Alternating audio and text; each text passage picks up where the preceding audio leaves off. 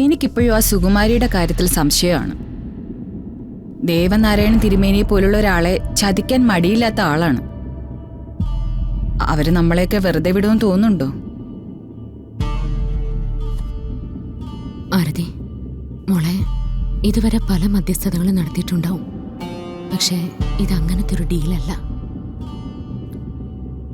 ഇടപെടുന്നവർ കൂടി നന്നായാലല്ലേ ഒരു കാര്യം കൃത്യമായിട്ട് ഉറപ്പായിട്ട് മുന്നോട്ട് പോവുള്ളൂ.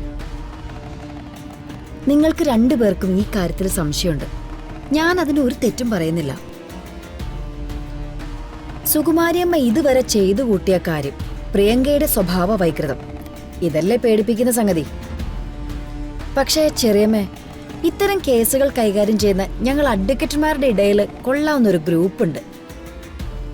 അത് വെറും ഒഫീഷ്യൽ അല്ല. ഒരു ഡീൽ സംസാരിച്ചു കഴിഞ്ഞ് അതിനെ ഒറ്റിക്കൊടുത്താം ഞങ്ങൾ ആ കേസ് അങ്ങ് വിടും. പിന്നെ അത് കൈകാര്യം ചെയ്തത് കൈക്കരുത്തുള്ള ചിലരായിരിക്കും.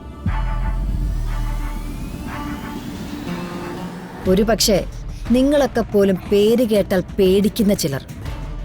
അവരോട് കൊല്ലാൻ പറഞ്ഞ കൊല്ലും, തിന്നാൻ പറഞ്ഞ തിന്നും. അത് ശരി. അപ്പൊ നിന്റെ ജോലിയിൽ ഇതൊക്കെ ഉണ്ടോ? തെറ്റ് ചെയ്യുന്നവർ എവിടെ ഇല്ലാത്തത്? സുകുമാരിയമ്മയുടെയും പ്രിയങ്കയുടെയും കാര്യം പൂർണ്ണമായും എനിക്ക് വിട്ടേക്ക്. ഞാനത് കൈകാര്യം ചെയ്തോളാം. സമ്മതിച്ചു. ഈ ഒരു കാര്യം കൂടി ഒന്ന് കഴിഞ്ഞു കിട്ടിയാ വരുണിന് രാധികയ്ക്കും പിന്നെ വേറെ ഭീഷണിയൊന്നുമില്ല. പിന്നെ അവളെ എന്റെ ആഗ്രഹം പോലെ ഒന്ന് മാറ്റിയെടുക്കണം. അല്ല, അതെന്താ ഇപ്പോഴുള്ള രാധിക കൊള്ളൂല്ലേ? ഇനി എന്താ അവളെ ചേഞ്ച് ചെയ്യാനുള്ളേ? അതല്ല മോളെ, അവളുടെ ലോകം സംഗീതമാ. എന്നിൽ നിന്നും അവൾക്ക് പകർന്നു കിട്ടിയത് സംഗീതം തന്നെയാ. ഞാൻ നടന്ന വഴികളിലൂടെ എല്ലാം അവൾ നടക്കണം. ഞാൻ എത്തിയതിനേക്കാളും കൂടുതൽ ഉയരത്തിൽ അവൾ എത്തണം.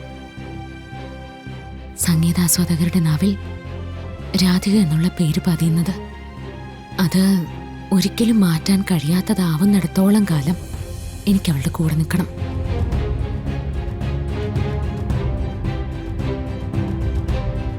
എന്നിട്ട് എല്ലാം അവസാനിപ്പിച്ച് ഈ ഭൂമിയിൽ നിന്ന് മടങ്ങണം. ഗായിക രാധികയുടെ അമ്മ വിടവാങ്ങി എന്നൊരു ന്യൂസ് ആയിരിക്കണം വരേണ്ടത്. ആഹാ, മരണം പോലും കൃത്യമായി ഫിക്സ് ചെയ്ത് കഴിഞ്ഞു. ആലോചിക്കാൻ ഒരുപാട് നേരം കിട്ടുന്നതുകൊണ്ട് എല്ലാം എഴുതി പഠിച്ചു വെച്ചിരിക്കുക അല്ലേ?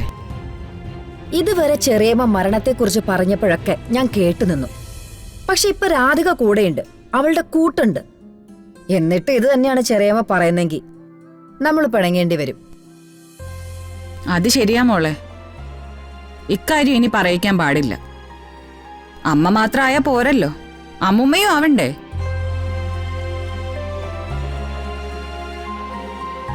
രാധിക മോളുടെ കുട്ടികളെ കളിപ്പിക്കണ്ടേ?